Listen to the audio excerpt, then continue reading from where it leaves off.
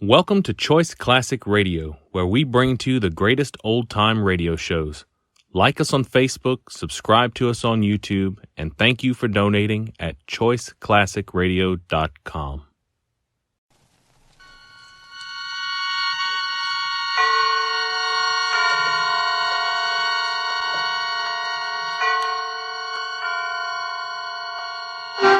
Suspense.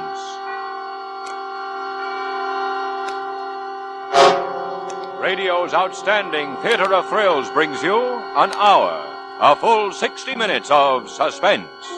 Directed by Anton M. Leader and produced by Robert Montgomery, who tonight also stars in a play entitled In a Lonely Place by Dorothy B. Hughes.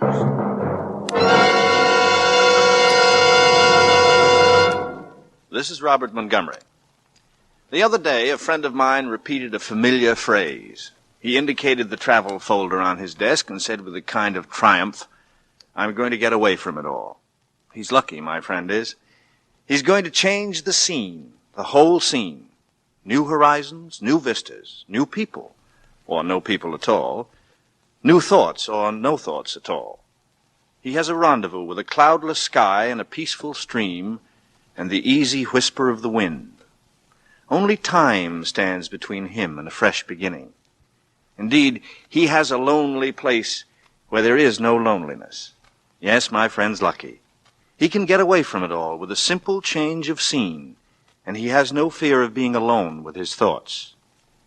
It isn't like that with Dixon Steele. It isn't like that at all.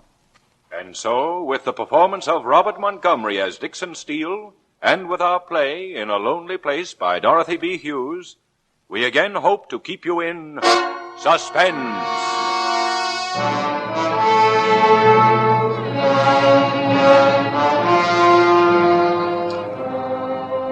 I stood there at the foot of Sunset, at the end of the city of Los Angeles, looking out through the evening fog at the Pacific. The swirling mists kept lifting themselves like gauzy veils, coming up to touch my face. There was something in it like flying, the sense of being lifted high above the crawling earth, of being part of the wildness of air, and something more, of being wrapped tight in a strange world of fog and cloud and wind. I had liked flying at night, but the war's ending had finished that. Since then it had left me, that feeling of power and exhilaration and freedom that came from being alone in the sky. But here, tonight, at the edge of this noisy, fog-drenched ocean, I had it again.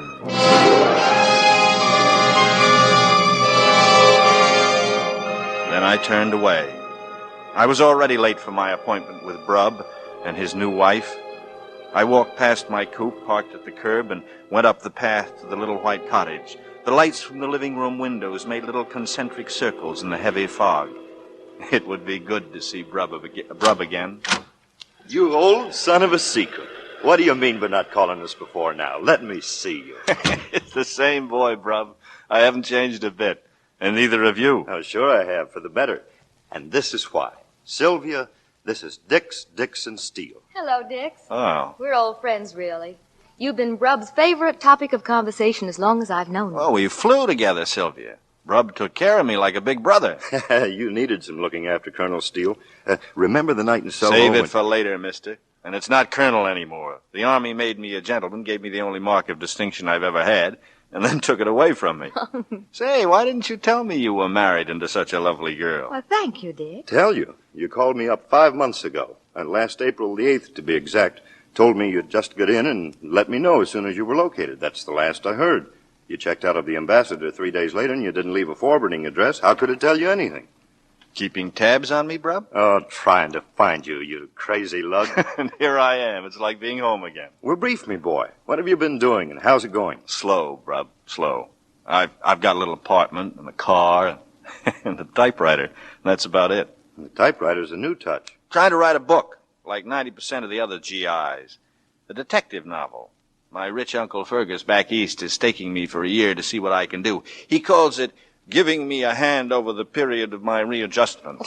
So that keeps me busy most of the time. And the rest of the time? The rest of the time? I hardly know what to do with myself. You were a hot pilot in England, Dix. Just a kid at that. Sure, it's going to take a little time. Would anyone care for something to eat or drink? Cold beer? No, thanks. Not at the moment. I'm too relaxed.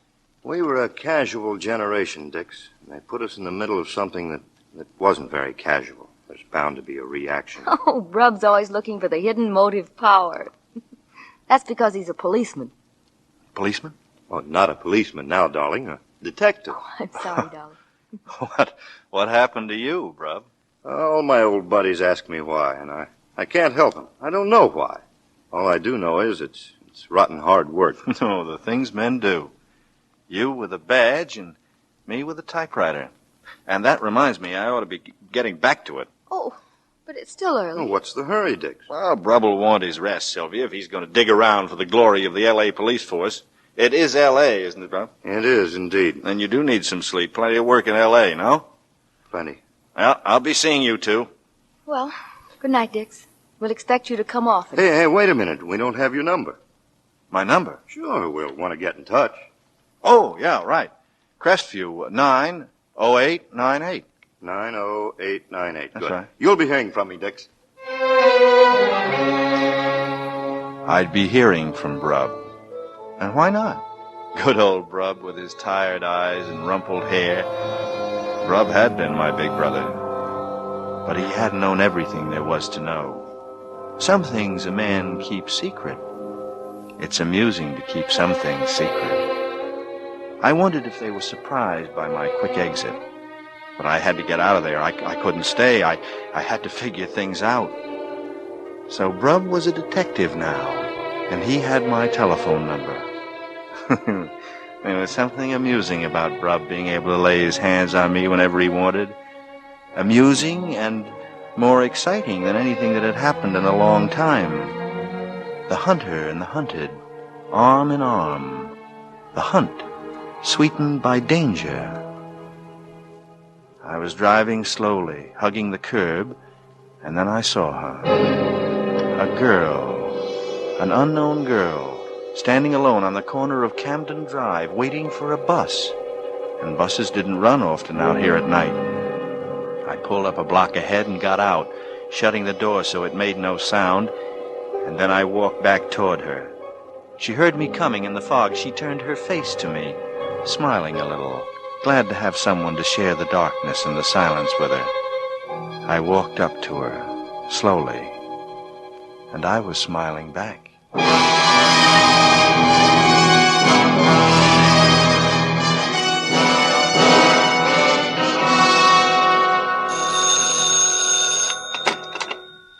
Yes, hello? Hello, Dix. Speaking. Oh, is this Sylvia? How'd you know? Recognize your voice. I've been ringing and ringing. Where have you been? Well, I guess I slept through it. I was up late last night working on the book. Can you break away long enough to have dinner with us tonight at the club? Tonight? Oh, fine. Fine. What time? Oh, about 8. Oh, I almost forgot. Don't dress. We're informal at the beach. Thanks. You had me a little worried. My dinner coat shrank while I was away flying. Brubs, too. They fed you gentlemen altogether too well. All right, then. Tonight at 8. Thanks for calling, Sylvia. I had slept late. The day was almost gone. The apartment was already in shadows. The afternoon paper was on the lawn just outside my window. The paper. I threw on a robe and ducked out quickly, and I was back in the room, standing in the middle of the floor, holding it, still folded in my hand, listening to the blood hammer in my head. I switched on the floor lamp and sank down into an easy chair. I lit a cigarette, and I took a deep drag. Then I unfolded it. That was all I had to do. It lay spread open in my lap. They'd found their biggest type for the headline. Strangler strikes again.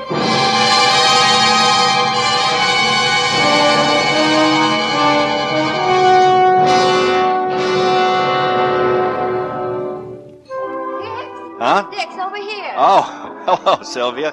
Where's Brub? He called at the last minute to say he'd be detained. It's like being married to a doctor. Would you Oh, like a drink meanwhile? Here he is now. Oh. Sorry to be late, darling. Hello, Dix. Hi. Glad you could join us. You look exhausted, Brad. Hard day? Haven't you seen the papers? No, I didn't get a chance. Why? It's another one. Oh, Brad. Well, what's it all about? Another woman killed. The same way. Did the commissioner call you in? Yeah, the whole department. We've been with him since 5. We've got to stop it. Yes, darling. Was it someone important? No, it never is.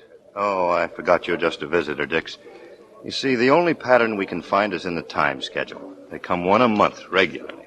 You must be starved, Rob. Wouldn't you like to order? In a minute, baby. I want to unwind. Have a highball, anyway. Malcolm, Yes, Mrs. Nikolai. 3 scotch and sodas, Malcolm. We'll order later. Certainly, ma'am. The first one was about 4 months ago. May, to be exact. May 16th, the night before my birthday party. It was a girl down on Skid Row. She was a nice enough kid, dancer in a cheap joint. We found her in an alley. Strangled. No clues. And that was number 1. Yeah. In June, number 2. We found her in Westlake Park. Wasn't any reason for it. A nice, normal girl, young and attractive. She'd been killed the same way. And no clues. And then the others. Last night was the 4th. No motive, no connection between any of them. Huh. And never the same neighborhood. And last night? Beverly Glen Canyon, up where it's country. She was lying in the brush at the side of the road. There were about 500 car tracks superimposed on that particular stretch, so it wouldn't do any good to lift them. But we've got one clue, a great one. We know the killer uses a car. How can you tell, bro? Well, her name was Mildred Atkinson, and she'd been playing bridge with 3 girlfriends in Beverly. At 11, she and another girl went out to the bus stop together. A friend caught a Wilshire bus and left Mildred behind, waiting for a Hollywoodland. So how did she get up to the canyon where we found her this morning? It's a long way. The answer is she went for a ride. Where's that drink? Just another minute, darling. Los Angeles is too big, too sprawling. You can't patrol every street every night. He's safe. He's insane, of course. Sure he is. A maniac walking the streets. Mild-mannered and soft-spoken and looking as normal as anyone. A homicidal maniac. I sat there watching Brub's angry black eyes and Sylvia's white pallid face. He's insane, of course. Their imaginations were poor, blunted little things reaching only as far as the obvious. He's insane, of course. So that was to be the chorus. What could they know of the world of imagination and beauty, in which a sane man, as sane as any, could kill and kill again? Don't you like your drink, Dick? What? Oh, sure. Lost in a fog, eh, boy? But I know why. Do you? Could it be that little Banning girl over at the next table? Could it be that she reminds you of someone? Well, I don't know what you're talking about, Brub. What girl at what Now he sees her. What's the mystery about Betsy Banning? Does Dix know her? No, darling. It's just that she's a dead ringer for another girl we used to know in England. Especially Dix. He knew her well. Am I right? Yeah. Yes, you're right. Little Brucey. This girl is so much like her. You're wrong, Dix. She's not as pretty as Brucey. Don't you remember? Remember? Yes. I remember Brucey. But I didn't want to remember Brucey. Brucey of the sea green eyes. Brucey whom I had loved and wanted and needed. No, I'd been through it before. It was now that mattered. It was today in Southern California, 6,000 miles away from her, with something else hammering in my head to be looked at and examined. What? Oh, yes, tires. They were good tires, no patches, no distinguishing marks. Robert said it himself. They couldn't get tire marks from dry concrete. I hadn't thought so. Still, I should have made sure. Certain gambles are legitimate. Like taking Mildred to that drive-in last night. Gambling on the muddled memory of waitresses who served hundreds of average-looking men and women every day, every night. Sure, it was a risk. But risks were like spice. Like stunt flying. As long as you used them like spice, sparingly. Like stunts, planning them with precision, I could afford to take risks. I just couldn't make mistakes. I left the club right after dinner. Got back to the apartment early. I pulled up in front and got out. I started up through the patio to my place at the rear when I saw I wasn't alone out there. She was hurrying in, not noticing me. In the blue light, her hair and her slacks and her jacket were all blue, different depths of blue. I did it out of impulse, without thought. I beg your pardon. Who is it? Well, I'm your neighbor. My name's Steele. So your name's Steele? Did you drop something? I don't know. Did I? Oh, no, you didn't. It's just conversation. Try again another time. No, wait a minute. I just lost my dinner date. I thought maybe you'd lost yours, too. Sorry. Mine'll be here any minute. You've got red hair. I didn't notice that. It's no secret. Like I say, I'm your neighbor, 4A. If you do ever lose a dinner date, let me know, will you? I'll be sure to make a note of that. Good night. I got some cold beer and some cheese from the refrigerator and draped myself over the divan. The night was a scorcher. A Los Angeles September night. I lay there eating and drinking and waiting for it. Not that I thought for a minute it would come, but I was waiting for it, and it did come.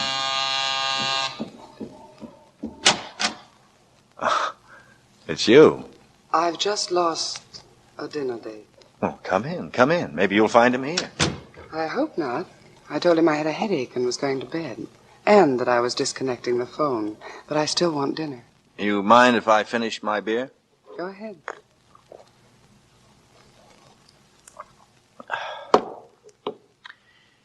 I'm Dick Steele. Who are you? My name's Laurel, and that's all you get for the time being. All right, Laurel. I don't mind beginning at a crawl. I suppose you're in pictures. Not often. I don't like getting up mornings. No, I don't either. That's why I'm a writer. Why'd you come by, Laurel? Because I'm hungry. And because tonight I didn't want to sit opposite a man who's rich and 60 and eats oatmeal. You have a grudge against money? No. Only against the men and women who go with it. People who think that everything in life is for sale. I hate them. Sometimes they pay the rent and the jeweler. They don't pay mine. How did we get onto this? Haven't you finished the beer yet? All finished. And all ready. Let's go, Laurel. We ate at Carl's, out on the road to Malibu. We didn't say much. We ate and smoked and had coffee. And I watched what the lights did, glinting on that red hair. When we left there, I knew it. I knew it was the beginning of something good. She was beside me and with me, and that was enough. I'd needed her for a long time. Ever since Brucey. That's how long. This girl, this Laurel, could make it up to me, could make me forget. I parked on an open stretch overlooking the dark beach and the ocean. She wanted to go down closer, so we left the car and struggled through the sand down to the water's edge. I held her hand tightly. The spindrift salted our lips. I haven't done this in a long, long time. Having fun? Oh, wonderful. You can really smell the ocean here. Breathe, Dix. Breathe deep. Laurel, would you laugh at me if I said I was happy? That I never thought I'd be happy again? That I didn't think I could be? No, Dix. Laurel, you're wonderful. Am I? Laurel, come here. Come here.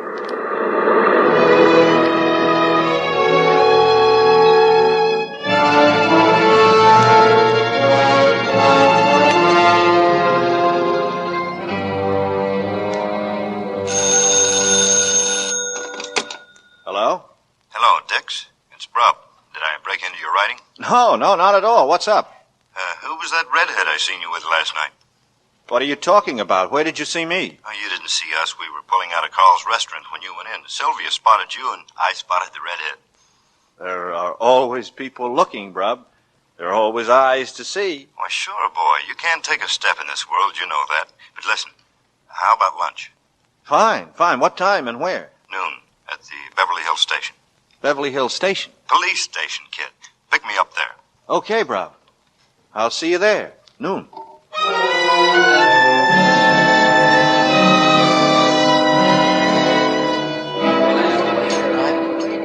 That was a nice station you got there, Brub. Flowers and shrubs and a white facade. It looks like a small eastern university. Beverly Hills is just a small town, Dix. Almost a village, but the force is first rate. I'll be working out of there from now on. How's the case coming? The case? Oh, that. It's a dead end, I'm afraid. You mean you're closing the books? We don't ever close the books. After the newspapers and all the rest of them forget it, our books are still open. That's the way it is. Well, that's the way it has to be, I guess. There's been tough cases before, but we find the answer. Our department's had cases running 10, 12 years. Sometimes it's just because we're waiting for the next move, but we find them. This is Dix, old pal, remember? What are you trying to tell me? That the criminal doesn't escape? That's right. One way or another, he's caught. Sometimes it's because he's caught there in that lonely place, living with himself. So it ends in suicide or the insane asylum, but there's no escape. You were saying the other night that this killer is insane. He is. I can't figure it. He's been pretty smart, hasn't he? The insane are more clever about their business and more careful, too, than the sane. It's normal for them to be sly and secretive. That's part of the mania. But they give themselves away. How do you like this apple pie? Just like Mom used to make. How do they give themselves away? Yeah, they repeat the pattern. Now, take the strangler. Look at his pattern. I don't see any. I must be writing a lousy detective novel. Okay, look. It's a girl at night, alone. He comes along in a car. She accepts a ride. You're positive about the car? It has to be. My theory is he didn't use it on the last one, on Mildred, until he'd made the approach on foot and lulled her. She was waiting for a bus, and he's waiting on the same corner. They get to talking. He invites her to have a cup of coffee, and then he mentions his car isn't far away, and he'll give her a lift. He takes her to the drive-in. Drive-in? What drive-in? Oh, that's something new. One of the car hops recognized Mildred's picture after the story broke. She remembered her coming in with a man and ordering coffee. Good girl. That's a big help. Yeah, it is. And the man, did she remember him? It could be you or me or our grandfathers. No, she couldn't remember. Half a loaf is better than none, eh? I've got to go up to Beverly Glen, the scene of the crime. Want to come along? Well, I had a date. Come on. I can give you a better idea of what we're up against. All right. I'll charge it up to research on the book. Good. Shall we take your car or mine? What was that? My car? Why?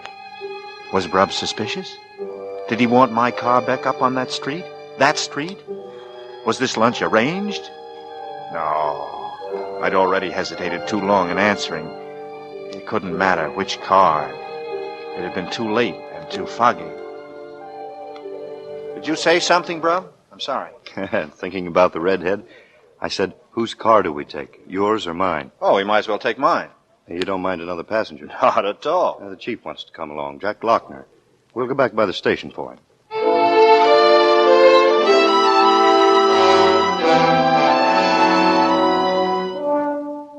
We swung out towards sunset, all three of us up front. Lochner was a tall, thin man with wispy gray hair. He didn't look like the chief of anything. I drove carefully. I suppose it's the thing to do with cops beside you. Nice day for a ride. Yeah. Okay, so I'll shut up.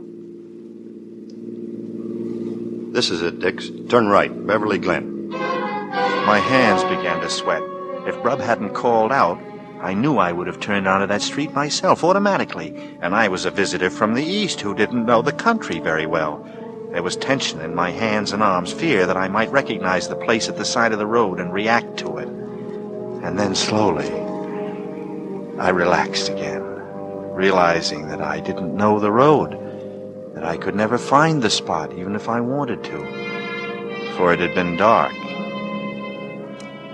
We climbed into the valley. There was a chill in the air, and the sun was far away. Nobody spoke. These two men were on a case that had them tired and sore. It wasn't a time for a conversation piece. I drove on, waiting for somebody to tell me to stop. Here we are. Huh? Just pull up along here, Mr. Steele, if you will.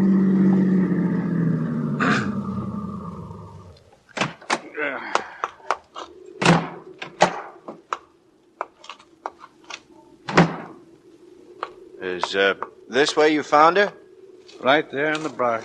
You see how thick it is in here? He'd have known that. He'd have figured that she wouldn't be found for a long time with the leaves falling on her, covering her. And every day there'd be more leaves. Not many people look off at the side of the road when they're driving, not unless there's something scenic to look at. This canyon would be perfect. Then how was she found so quickly? Look, the milkman picked this spot in the world to have a flat. The killer figured it smart. See how the road curves here? Well, he could see any lights coming from behind 2 loops below. And he could look up to the top of the hill, see the lights of a car approaching him when it takes the first of those 2 curves. He can sit with her in the car, looking like a spooner, until the other cars go by. He was playing it safe. So he does it. He opens the door of the car, he rolls her out into the leaves, and he's away. No chance of being caught at it. And strangling's the easiest way. Yes. Yes, that makes sense. How about it, Brub? Find anything? The experts have been over every inch with their microscopes. He won't find anything. But he wanted to have another look around, so I came along. Well, it seems hopeless to me, Mr. Lochner. If there's nothing here, of all places, where can you look? There's only one place we'll find anything. And where's that? In his car. In the murderer's car? That's where the evidence is right now. Enough to send him to the gas chamber. Huh. Cigarette, Captain Lochner? Yeah, thanks. Got it? Got it. You haven't been able to get a description of that car yet, have you? Not yet. We're working on the people at the drive-in. One of them is going to remember. And when you find it, then you'll go through it for those clues that you were talking about. Hairpins and lipstick. No, Mr. Steele. Nothing like that. What then? Dust, Mr. Steele. Dust? You heard the man, Dix. He said dust. Like this stuff all over me. No matter how much I beat it, I can't get it all out. Yeah, that's dust. We've got dust from the drive-in, dust from her clothes and her shoes, and dust from here, from a little thicket off Beverly Glen. 3 different kinds. And all of them in his car. Oh, it's really fantastic. And even in 10 or 12 years, the dust will still be there. Some of it will, yes. You want my opinion of this case, gentlemen? The Strangler doesn't have a chance. I swung the car around and we rolled back down the canyon and into town. They were sitting beside me again, up front. Sitting on the dust they wanted so desperately, breathing it into their lungs, having it settle on the flesh of their hands and their faces and in their hair.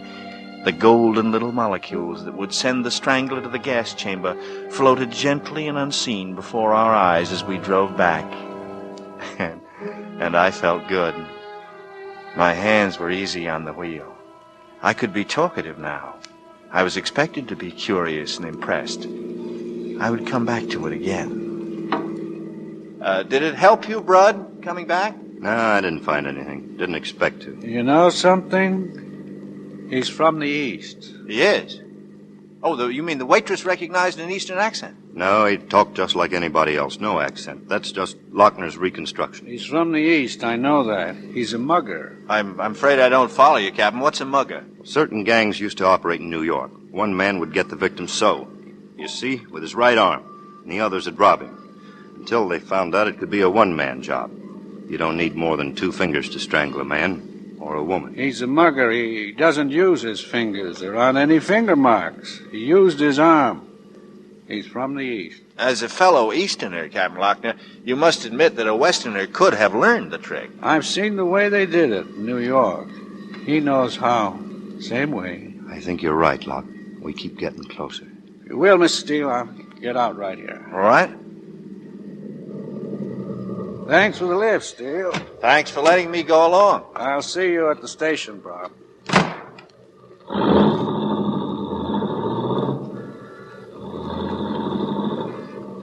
Ever since this thing started, I've been afraid for her.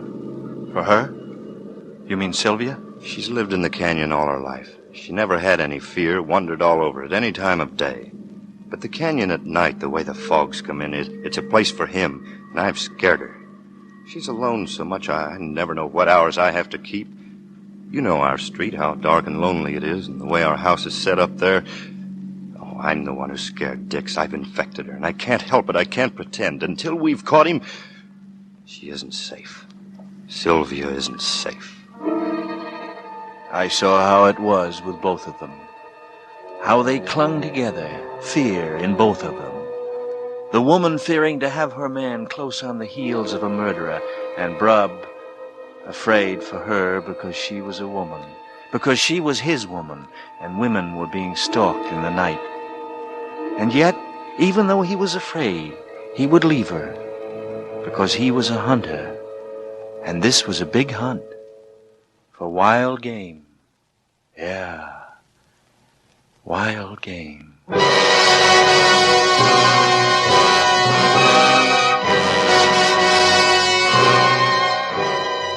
In tonight's full hour of suspense, Mr. Robert Montgomery stars as Dixon Steele in the play In a Lonely Place. Tonight's study in Suspense.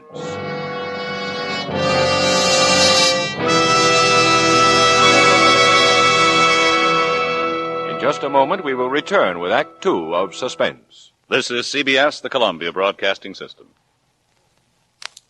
And now, back to our Hollywood soundstage and Act Two of In a Lonely Place, starring Mr. Robert Montgomery in a narrative well calculated to keep you in suspense.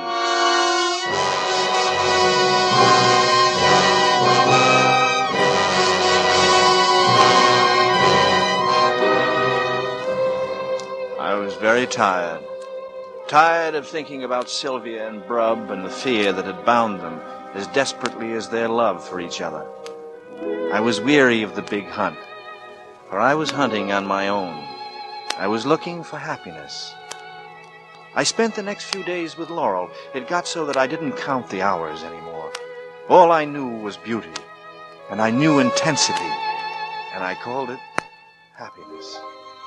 And all the time, I knew it wouldn't last. I sensed the restlessness coming into her. I could feel it. Dix, what is it? Did I say something? Laurel?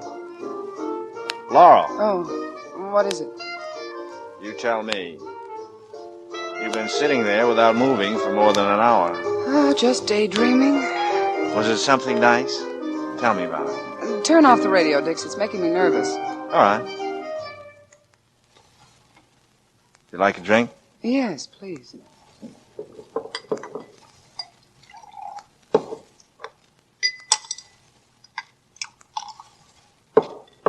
Thanks. You know what we ought to do tonight? Go out on the town. Put on our Sunday best and have the biggest dinner on the menu. The sky's the limit. How does that sound? Where do you want to go? To a drive-in? Dix. I'm sorry. I seem to be all thumbs. Oh, here, let me make you a number. No, that's all right. I didn't want it anyway. No, baby. No drive-in for you tonight. You're not the drive-in type. What type am I? The Ciro type, baby. Expensive and plush and chromium plated.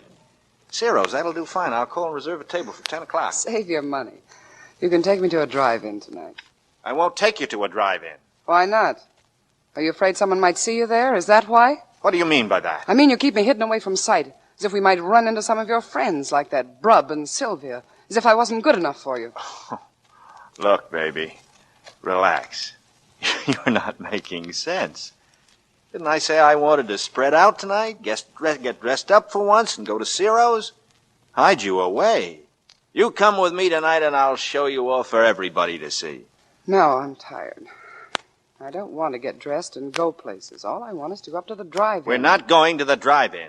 We're not going. Dix, you're hurting me.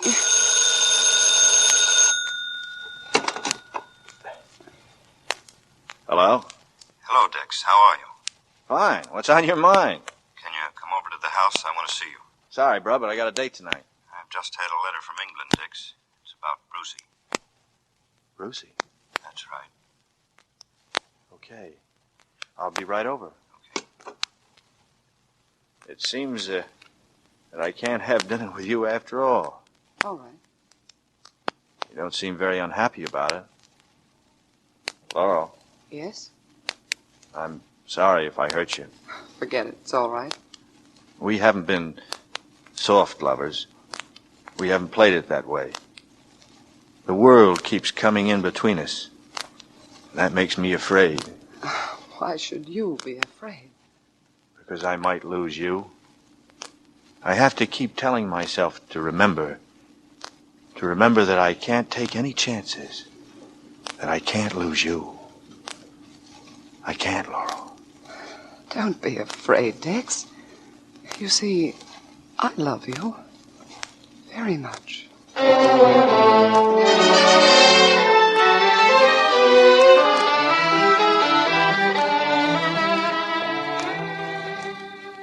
Have a chair, Dix. All right? Would you care for anything to eat? No, thanks, Sylvia. I just finished him. Remember Adam Tyne, Dix?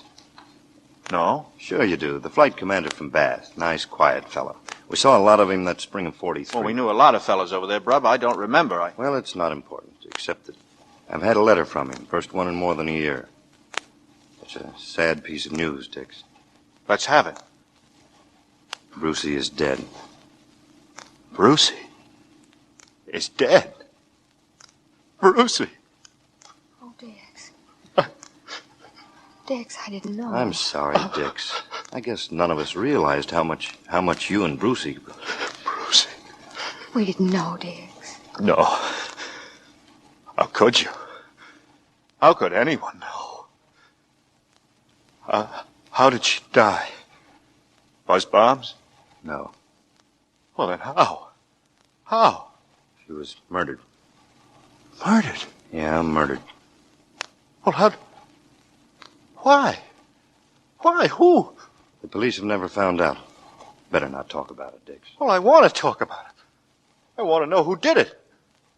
Why should anyone kill Brucey? They don't know. Her family missed her for 2 weeks. When she was found, it was in a rocky cove. She'd been strangled.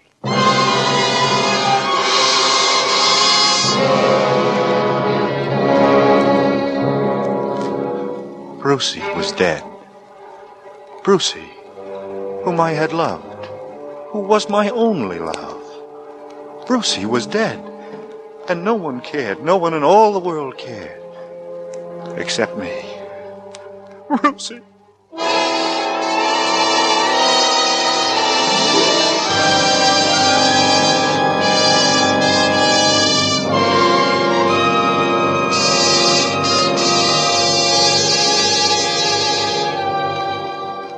I called Laurel when I got home that night.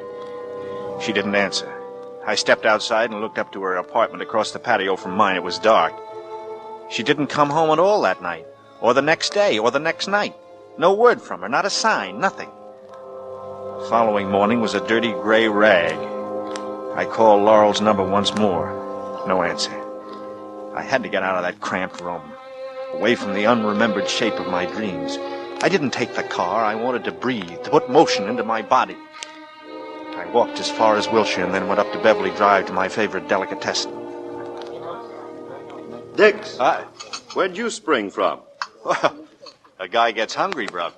How are you, Captain Lockner? Fine, fine. Good to see you again. Slide in. Okay, thanks. Would you like to order now, sir? If you please. Salami sandwich on rye and a beer, please. It'll be just a few minutes.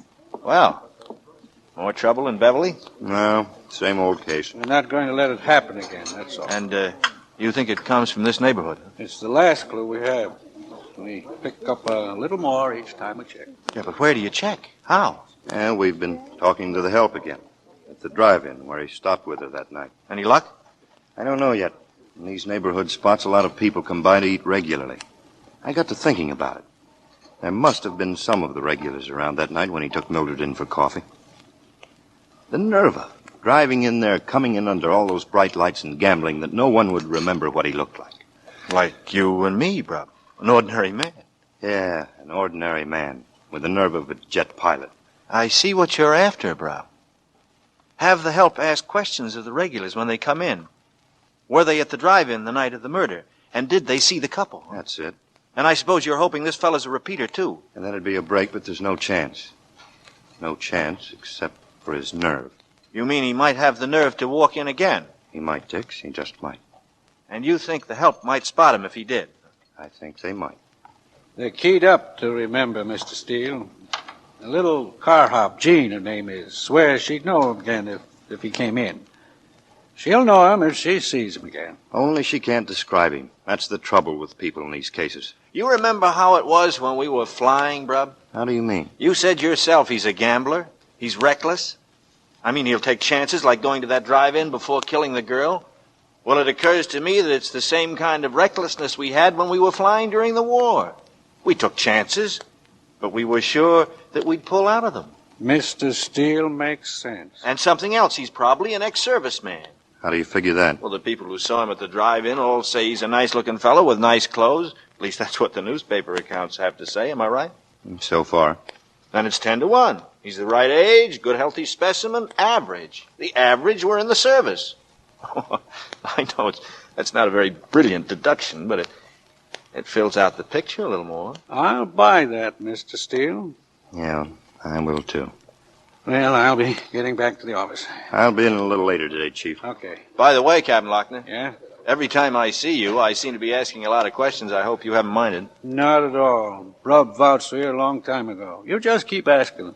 I will, Captain, and thanks. I'm late now. I want to check over those Bruce reports again. See me as soon as you get back. Well, right. Here's your order, sir. I beg your pardon? Wasn't yours the salami sandwich? Oh, yes, thank you. Would that be all today? Yeah, that's all right. Your check, sir. And thank you. Bruce. This is a pretty common name. There must be 100,000 in the United States. At least.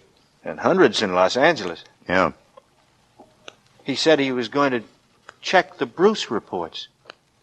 It's not the same one, Rob.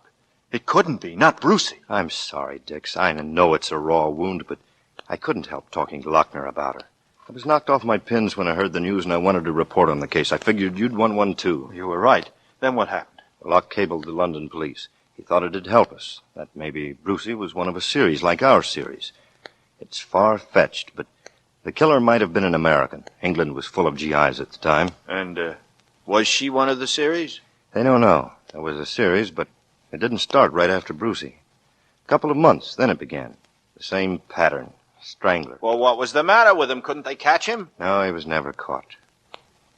After 6 months, it stopped, just as suddenly as it had begun.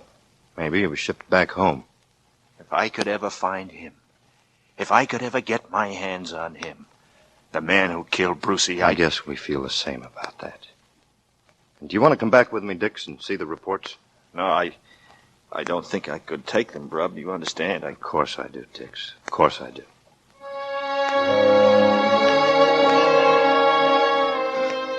I went back to the apartment and lay on the divan for the rest of the afternoon, thinking about Brucey, strangled, so many miles away, and Laurel, who lived just across the patio from me and had disappeared as if the earth had swallowed her. I thought of them both, and soon their figures swam together in my mind and were commingled so that they became one. It was already dark, and I found myself very hungry. I got in the coupe and drove over to Wiltshire, not knowing where I'd eat. Past the Savoy, Romanovs, the tropics, and then suddenly, the brilliant lights of the drive-in glittered ahead of me. I didn't stop to think. I twisted the wheel and pulled into a parking space right up front, right under the lights. They were looking for a man of my height, a man of my build. I was here for them. I'd come. 2 young fellows were in the car to my left, a middle-aged couple to my right. No police in sight. I was safe. The girl who came with the menu was pert and pretty, no more than 16. Good evening. Hello. Want to see a menu? I know what I want. I'll have the special tonight. It's kind of a celebration. Yes, sir. All below. I wondered what the girl's name was. I wondered if she was Jean, the car hop whom the police had alerted, the girl who would come up to each customer in the hope of finding me. And here tonight, she had found me, and she didn't know it. I ate slowly, lingering over the food, and before I left, I handed her a large tip, just to be sure she remembered me. She thanked me, smiling, and said, Come again. And I promised I would. I went out Wiltshire to the ocean. The fog blew in at 14th Street, and I should have turned back then, but I didn't. I could hear the boom of the breakers, and I could smell the sea in the fog. And the fog itself was sweet and cool. It was silent. The world was shrouded in mists and silence, except for the thump of the water and the far-off cry of the foghorn.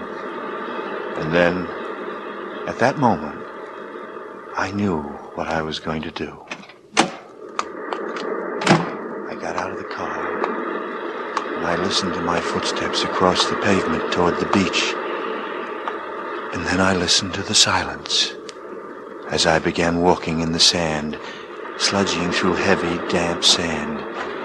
I passed the club where I'd gone to dinner one night with Brub, where I'd seen a young girl, a pretty brown-haired girl who looked like Brucie. I went on, trying to forget. I drifted along the deserted beach, looking for the shape of a living thing, of a woman. But I was alone. I passed a beach house where people huddled together in warmth and gaiety, and found myself trembling with hatred for Laurel. If she had come back to me, I'd not be shut out like this, cut off. They always leave you before you're ready. I groped on, my feet chained in the mud, and I stumbled and fell to one knee. I stayed there, my head buried in my arms. I was there for a long time, lost in the world of swirling fog and crashing wave, lost in a lonely place, and the red knots tightened in my brain.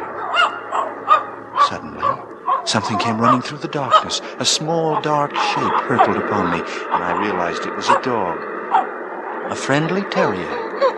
I stroked it gently and held it close. And then there were footsteps coming over the sand.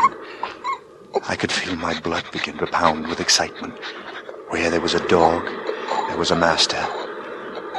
Or a mistress. The sound of the steps came closer, and then she stepped forward out of the fog. I looked up from the dog and said, "Hello." And then I smiled. She couldn't know that behind that smile lay my hatred of Laurel, my hatred of Brub, my hatred of Sylvia, my hatred of Lochner, of everyone in the whole living world, of everyone. But Brucie. And Brucie was dead.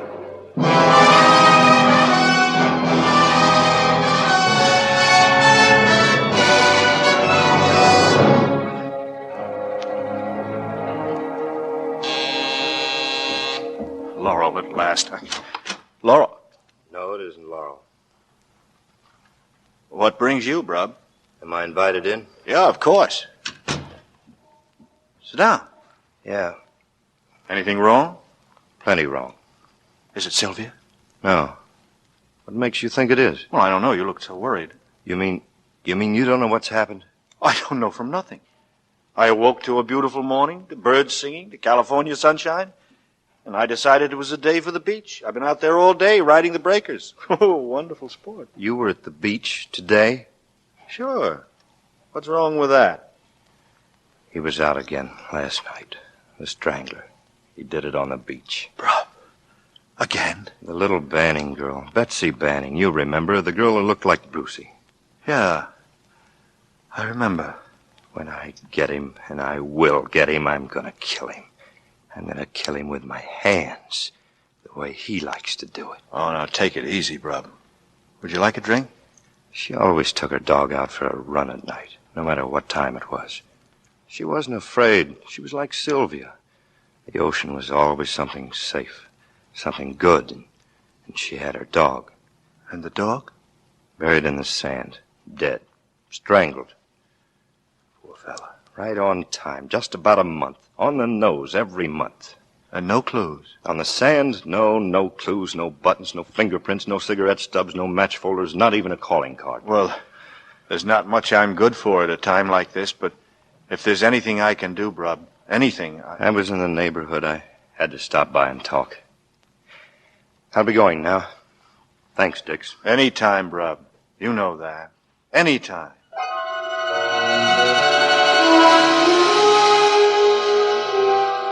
The sand had been my first mistake. For sand was an evil, penetrating thing, and you could never wholly be rid of it. If dust could tell a story, then sand screamed out its secrets aloud. That was why the morning afterward early, I had gone down to the beach and spent the whole day there in the sand. That was why I had been ready for Brub. When he came, that was why I was ready for the whole L.A. police force if they wanted to come. After Brub left, I went out of the house and drove to the cleaners on Pico and left a bundle of dirty clothes.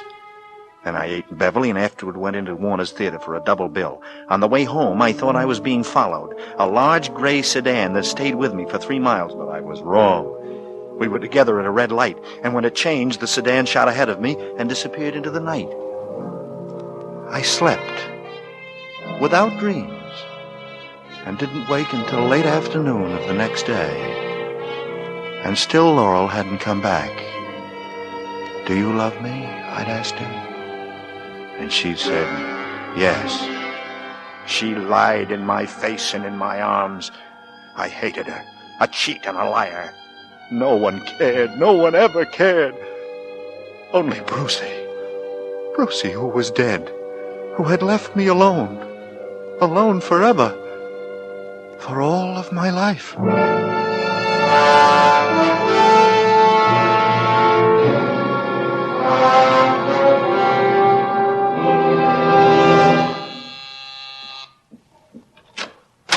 Mr. Steele?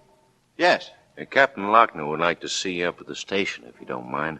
I don't mind at all. Well, take your time. There's no hurry. Well, that's all right. I'm ready now. You can follow me in your own car, if you like. It doesn't matter. You might as well take yours.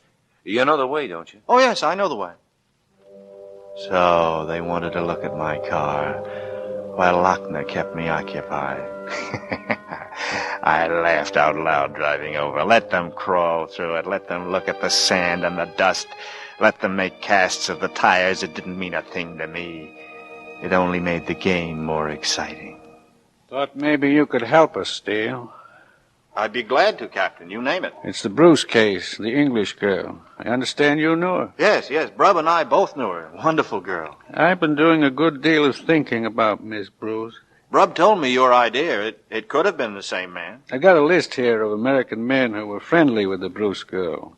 Who were all in England when it happened. Just look it over. See what you can remember about these men. Anything they might have said or done. Here. Oh? I see Brub's name is on it. Yeah. Mine, too. But you'd been transferred before then, Dix. My transfer wasn't completed until after I got back from Scotland. I had a month's leave accumulated. You came home after that? No. I was sent to Paris and into Germany on the cleanup. I was overseas another 6 months. What about the men on that list? I can't tell you a thing against any single one of them. They were all good men. Not one could have had anything to do with this. It's impossible. Okay. Brub's been telling me the same thing. It's another dead end. Well, that's enough for the day. I'm going home to sleep for 20 hours. Thanks for coming over, Steele. Good boy, Dix. Why? Because I stood up for the fellas? You did, too. We had to. I never knew about Scotland. How'd you like it up there? It was wonderful. Because she was with me. Brucey. She loved it there. And I loved her.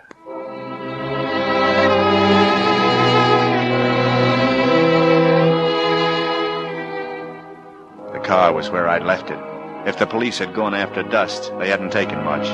The floor mat was no cleaner than it had been before.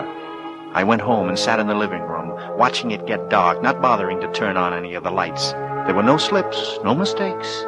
There had never been any. There never would be any. I'd go back east. I'd get my trunk off tomorrow by express, and then I'd go by plane. Goodbye, Brubs. Goodbye, Sylvia. Thanks for the buggy ride. But first I'd find a room, not too far away, and hole up for a few days. Once I was gone, Laurel would come back to her apartment, and I'd be waiting in the shadows. I'd take care of Laurel. I sat there in the heavy darkness, my fingers aching, my head banded by iron. There were footsteps outside. No, not Laurel. A man coming home late from the office. But she might come tonight. I've been cleared by the police. No one need be afraid of me tonight. She might come. I sat behind the dark window, hardly breathing. And then I heard them coming, clicking on the pavement, high, pointed heels. I looked out. Slacks, a careless coat over the shoulders, a scarf to mask her flaming hair. I moved quickly, out the door, stepping softly through the windows, coming up behind her. So you decided to come back? Turn around, look at me. Sylvia. Yes, Sylvia. Where's Laurel? Where's Laurel? What have you done with her? Laurel's all right, Dix. She's all right. Where is she? Where is she? She isn't coming back. She's safe, and she's going to stay safe. So you poisoned her against me because you hate me. From the beginning, you hated me. No, Dix, no. Only I did feel something was wrong with you. From the first night you walked into our house, I knew something was terribly wrong. You knew. What could you know? A jealous dame. You couldn't even stand to see Brub have a friend like me. Wanted me all for yourself, didn't you? And now, Laurel, you take her away from me, Laurel too. came to us because she was afraid. Afraid of you and what you might do to her. That's a lie. Is it, Dix? Tell me, what happened to the girl who had coffee in the drive-in with you? What happened to the girl in Westlake Park? The girl down on Skid Row? Sylvia, I'm going to kill you. No! All right, get him. Hey, all right. It worked, Rob. It worked.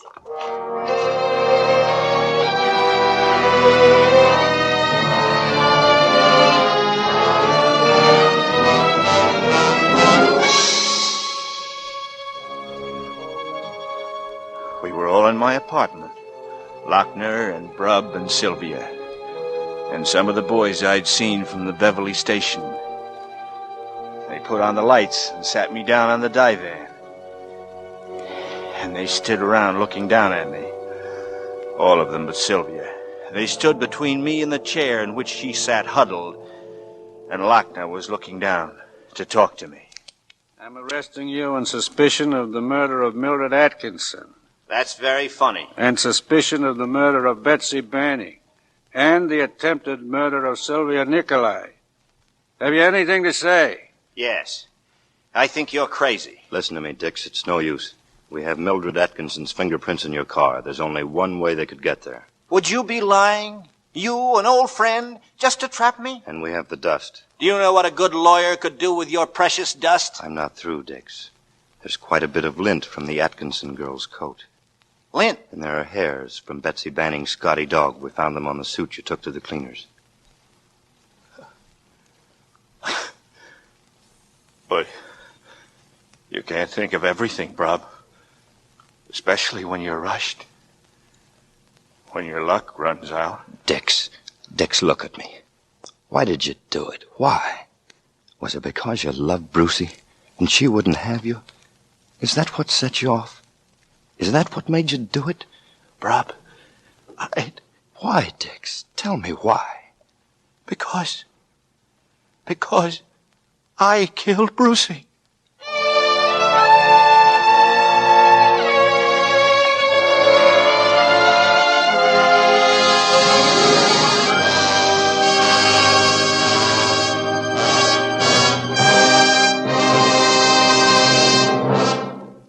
This is Robert Montgomery again, with thanks to our cast for their splendid performances. Next week for Suspense, we've chosen a story with triple threat possibilities. The title, the story, and the author, taken by themselves, are enough to command our interest. In combination, they become a dramatic force powerful in suspense. I speak of Nightmare by William Irish, a story which fuses reality with unreality in a frightening pattern of fear and suspicion. If you've ever had a nightmare, you know its impact. You know the difficulty with which you cast it aside. If you've never had a nightmare, we cordially invite you to have one on us next week, when with Nightmare by William Irish, we again hope to keep you in suspense. Good night. Mr. Montgomery may currently be seen in the Universal International production Ride the Pink Horse. In a Lonely Place by Dorothy B. Hughes was adapted for radio by Irving Ravitch, directed by Anton M. Leader, and produced by Robert Montgomery. Lud Gluskin is our musical director and conductor, and Lucien Morawek composes the original scores. Next week, hear Nightmare on radio's outstanding theater of thrills, 1 hour of Suspense.